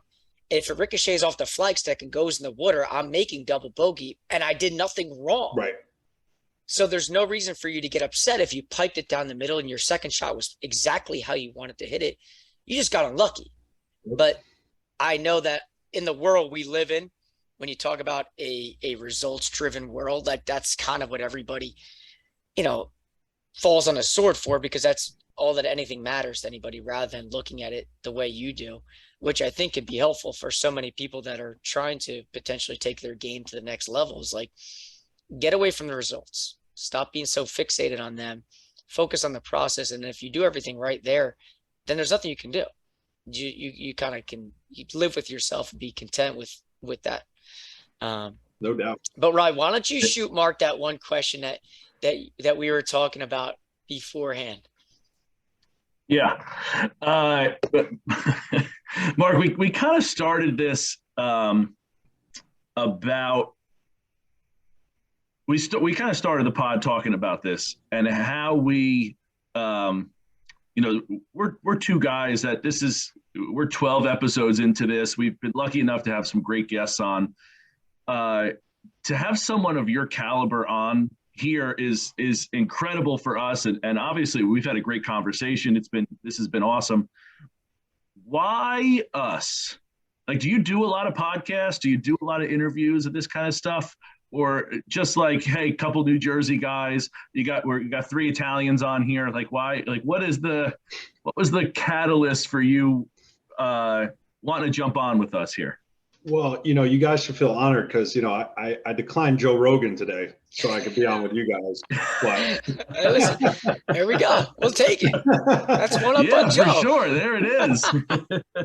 No, definitely not. Actually, this is the first time I've ever done a podcast. So, I mean, it's an exciting experience for me. And, I appreciate you guys reaching out. And, like I said, kind of in the beginning, I'm a New Jersey guy. I was born here. I was raised here. This is where I learned, how to play golf, play junior golf here. This is where I'm going to be, for my future. I'm going to raise a family here. So, New Jersey is near and dear to my heart, as is golf. And so, anything that I can do and to help support and grow the game, within the state of New Jersey, I'm certainly going to do. And, I'm so happy to see you guys, taking the initiative to start something like this. And, you guys have gotten great, people on the show. I mean, you know, a lot of the guys that you've had on, I know and have played with, and they're great players and great guys and great people in the state of golf that is New Jersey. I mean, it's been awesome. So, you know, I think just, you know, being supportive of golf in New Jersey is again something that's super important. And you know, I appreciate you guys, you know, for doing this and inviting me on the show. There's no question. No, that's again, appreciate that, Mark. It's been awesome having you. All right. So listen, so obviously to end things, you know, Ryan and I kind of like to ask our own two little ending questions. And, you know, I like to talk, obviously for us, we're golfers here in the Garden State. We want to travel the state, play all different parts of the area, because I think there's so much good golf in this state, no matter what type of topography you're really looking for. You know, if I were to ask you, like, is there a certain course now, if you can, I'd like to hear a private course and a public course, if you can. If you can't name a public or a private, like, I get it. I think the audience likes to hear where guys of your caliber like to get out. And if they had the opportunity, like, to be invited somewhere, it's like, all right, you got to drop what you're doing and you got to go. And I got to say, like, you got to take your bias out of Hamilton Farm. So that cannot be used. Okay. Yeah, sure. So I'll start with, I guess I'll start with the public. So, you know, I live in Morristown now. Before living in Morristown, I'm going to be here for 2 years in February. Before Morristown, I was in Jersey City for 7 years. You know, I was living downtown JC and was working down there. And it was right when Skyway Golf Course opened up. So I don't know if you guys have ever had a chance to go out and play there. Listen to me real quick before you get going on Skyway, real quick. Ryan and I did a recap last episode about 2023 and 2022, and then looking ahead to 2023. And he asked me a question: where's the one spot in 2023 that you want to get out and play that you've never played? And it's so funny. My course was Skyway. That was my spot. Oh, that's great. You guys have never played it? Oh man. So, you know, Skyway is just such a unique place. Obviously it's only 9 holes. And when it was first being built, you know, my buddies and I in Jersey City, you know, that like to play golf and stuff, we were like, wow, they're building a course in Jersey City down by Route 440, you know, like, expectations were pretty low. You know, we were like, what's this even going to be like? For a 9-hole course in an urban area, you know, down there like Jersey City, I mean, it couldn't be any better. I mean, for a 9-hole course, you hit every club in your bag over the course of 9 holes. It's always in great shape. I haven't played in probably three or 4 years, but my buddies that live in Jersey City go out there a bunch, and they still say that it's in the same shape when it first opened. So Skyway's got a special place, you know, in my heart, just because, you know, lived in Jersey City. I was there when it opened, you know, played it a bunch, and really, really enjoyed it. So if you live in Hoboken or Jersey City, and, you know, for anybody that's listening, I'm sure if you're a golfer and, you know, you're not a member anywhere, you've probably played Skyway, because it's the closest option. I mean, it's just a great option to go out and play, even on like a summer. You go out at, you know, 4 or 5 o'clock, you play 9 holes, and, you know, you're done. I mean, and it's great, or you can go and you can play it twice. So, you know, that's one I'd certainly put on there. And then kind of contrasting areas. The best golf course public in the state that I think exists is Atlantic City Country Club. Now I might be a little bit off because maybe they changed it to. They just went private this year. It just went private this year? Fully private this year. Oh, man. Yeah, but I do agree with you. Prior to this summer, my buddies and I would go there once a year, and we'd pay the greens fees and play. But then this year, within that Ottinger group of those 3 golf courses between Ballamore, Scotland Run, and Atlantic City decided to go fully private, where the other 2 are still open to the public. Man, that's a bummer. That's a bummer because, yeah, I mean, I remember playing it. Again, it's been a while since I played it, but I remember, just like you, Mike, going down there and playing with buddies. I mean, that golf course and the history of the club, and the course is clubhouse. yeah, Yeah, it's I just know. it was so great. The other one down, and I guess just the area of Atlantic City. I mean, Seaview.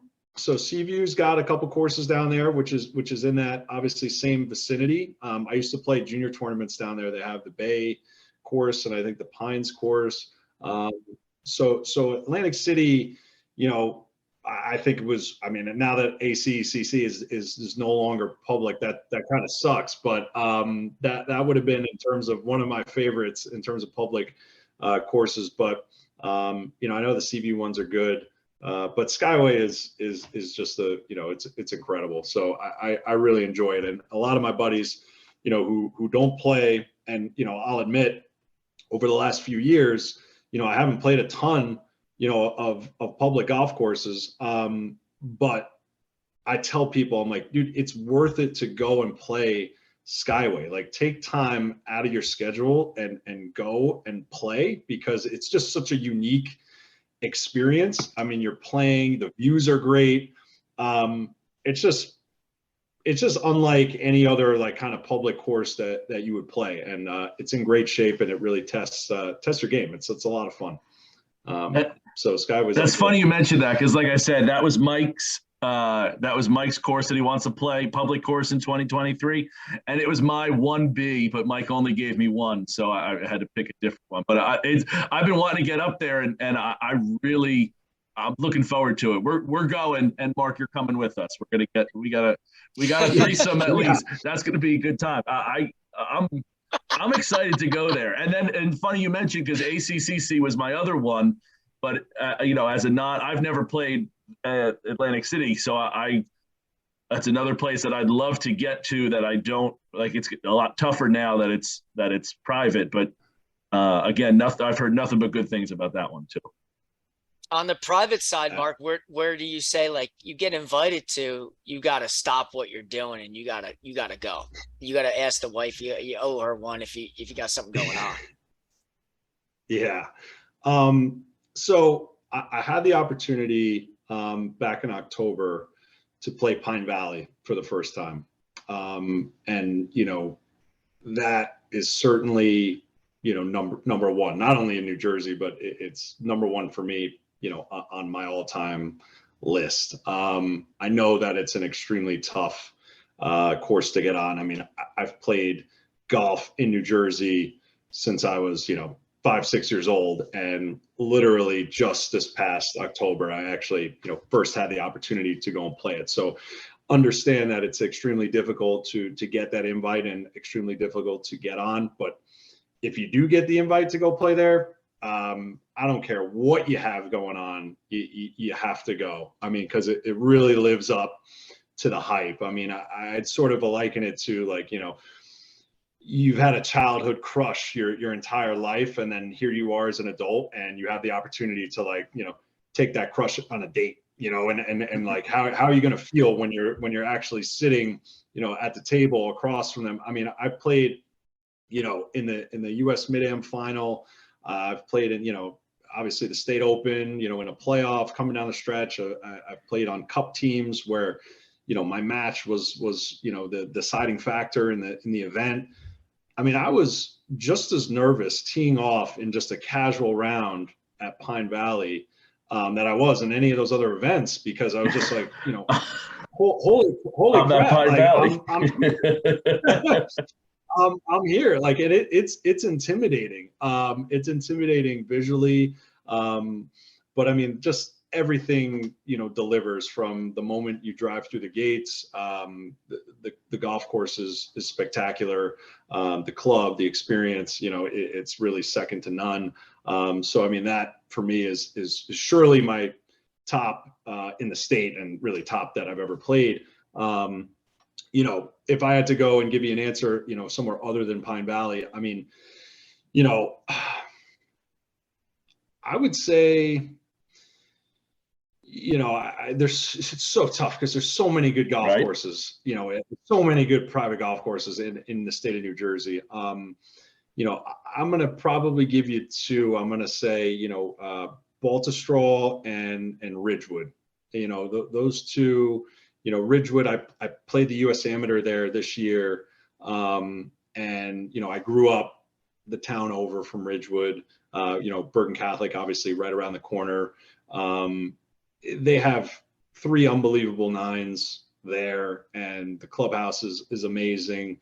The membership is great, but there's not one bad hole on that property. And to be able to play that course in the conditions and the setup that they had for the USAM, I mean, it was pretty remarkable. I mean, I hadn't played a setup like that in my life. I mean, where the rough was, up to your calves, and the greens were rolling 13, and it just was pretty special. So I mean, any of these courses on a day in, day out basis when you play are going to be remarkable. I mean, but when you play it in a tournament setting like that, it kind of just ups the ante a little bit. Yeah, those are popular choices that Ryan and I have heard when we've asked that question. Baltusrol lower is always high on everybody's list. But Ryan, why don't you toss? I'm dying to hear his answer on your last question, Ryan, because this to me, I won't even tease it. Ryan, you go. So before I get there, actually, I'm glad that you said Pine Valley, because I don't know what it is. You look at some other places and like you can understand why Pebble is so remarkable, like with its views and everything. Sometimes I have a tough time thinking that like a place in like South Jersey is the best course in the world. Like that to me is like, so to hear someone say that no, it holds up to and is even beyond. I like hearing that, because sometimes it had, like, again, obviously never played, but like a little bit of a wrinkle of a doubt sometimes that like, how could somewhere in like South Jersey be, and I know I'm hammering South Jersey here, but like how could somewhere like in that part of the state be so good? And like, yeah, that so I like having it like that you've justified it for me. I've played a lot of golf courses that I hadn't played before, and there's been a lot of hype, right? I mean, and they're highly ranked on, whatever it is, either Golf Digest or, and it's like, oh, this course is one of the top 10 in the state or in the country. And, I've played them and I've been like, look, this was a solid golf course and it was fun and like, it was good, but certainly my thoughts would be, this is overrated. I would say there's no way that you can't name, 5 other courses that are better than this one in the state, based on the rankings or whatever it might be. Pine Valley was not like that. It just, every single hole is so unique, and the way that sort of the bunkering, the green complexes, the visuals, and the intimidating visuals that make that place just like even just driving through. When I first drove through, and I'm, you kind of drive through the first, like there's a split in the first fairway, and you're sort of just like looking around and you're seeing the holes. I mean, it's like awe-inspiring. You're just like, wow. Like, and I don't know if maybe that has something to do with just, again, that childhood crush type of situation where it's like, I'm finally here and like, wow, look at this place. But, it's sort of like a restaurant. Like, how many restaurants have you guys been to when people have hyped them up and they're like, oh, it's so great. And you get there and you eat the food and you're like, yeah, it was good. Like it was fine. Very rarely do you actually eat the meal and you look back on it and you're like, that was like the best meal I've ever had. Like that's unbelievable. And that, the Pine Valley certainly delivers in that. Oh, the chicken parm here is phenomenal. Oh yeah, the fried chicken that they put on your plate with some cheese and pasta. I mean, how did they figure it out to be so good? But yeah, I got you. Right. Yep. No doubt. So each golfer is different, unique, but I do think that one thing we all have in common is that golfers are fairly quirky by nature. And we have these superstitions, or we have these things that everyone always has to have, whether it's like, I need to, we had one person on said, I don't tie my shoes until the first tee, or I always have 2 tees in the left pocket, 1 tee in the right pocket, or, like whatever it may be. What are some of your quirks that you have in going out to play golf? Yeah, I would not classify myself as a superstitious guy or a golfer. I know that for some, to your point, it boils down to having 3 tees in their left pocket, or making sure that you do a certain thing, or you eat the same thing every morning, or whatever it is. Maybe not something I'm the most proud of, but I always have to have Zins. Zins. I'll give a plug to Zin. I need something, just in terms of sort of like an oral fixation. So I need to have my Zins when I play. If I don't have them, it's not good. I need to make sure that I have those when I'm out there. If I'm playing well in a tournament that's spanning let's say 4 or 5 days, like let's say the mid-am or, whatever, I will usually eat the same thing for breakfast, every morning that I'm sort of, in that tournament. Like if I start out and I have a bacon, egg, and cheese wrap and I play really well, the next morning for the next round, I'm going to have a bacon, egg, and cheese wrap. So like I usually try to keep whatever I'm eating the same. But other than that, I mean, like I'm pretty loose when it comes to superstitions. I mean, it's my type of guy, right? Yeah. Just grab a handful of teas, throw them in your pocket, and we're off. Like that's I've me. tried. Listen, I've heard so many people do different things, and I said, you know what? Like, I can get the ball around. Like I can shoot, even par. I could shoot 82. Like I hear all the good players. I'm like, oh, they do 2 tees. I'm trying that. I'm going to do this. I'm going to do that. Man, oh man, have I been terrible trying other people's superstitious that I am done making it like crazy like that. Give me the handful of tees. Give me a ball marker. Give me a divot pair tool, and let's tee off. 100%. I mean, one round I might mark my ball with a ball marker from that course. And the next round I might mark it with a penny, and then the final round I might mark it with a nickel. I don't. It's my type of guy, right? It's my type of guy, right? Chaos. That's my type of guy. Chaos in that has my anxiety going right now, and I'm sitting in my house or not playing golf. It's my type. It's not going to help you make any more putts if you mark your ball with the same thing every time. I think the superstitions really lie with, going back to the preparation and, having those, goals that you have and in process, like, having those things. If I didn't have those, then I would feel sort of naked and sort of lost and out of place out there. What I'm using, I mean, obviously, just like any good golfer, I mean, I need to make sure that my clubs are clean, before the first round. I guess this is something that I usually do before the first round of a big tournament, or the start of a tournament. If I'm in a hotel room or if I'm at home, I usually clean my clubs.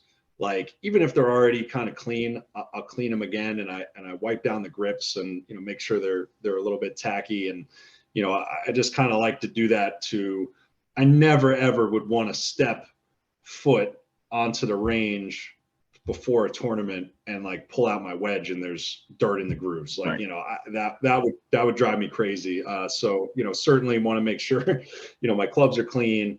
And I'll usually go through that routine, the night before. But yeah, nothing too crazy. I pretty much just kind of go with the flow. Simple, simple and easy. So, you had, Mike, we got to start asking this question. I don't know why I'm just thinking of it.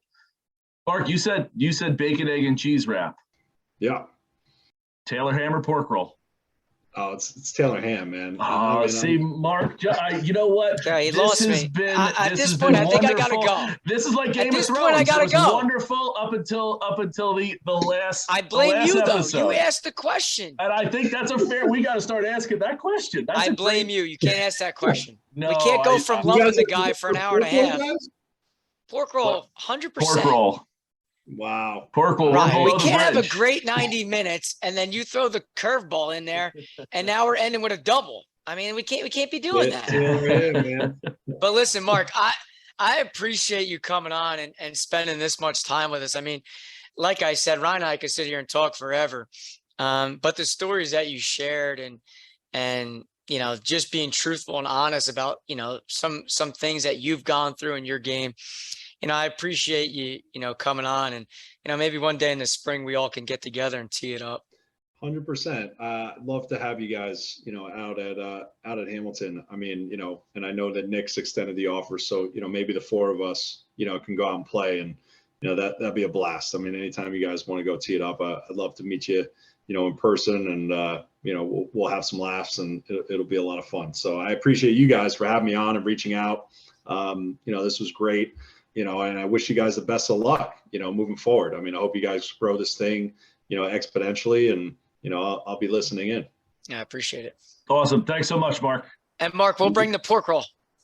Yeah, bring the pork roll, and you know, you can play on the opposite team.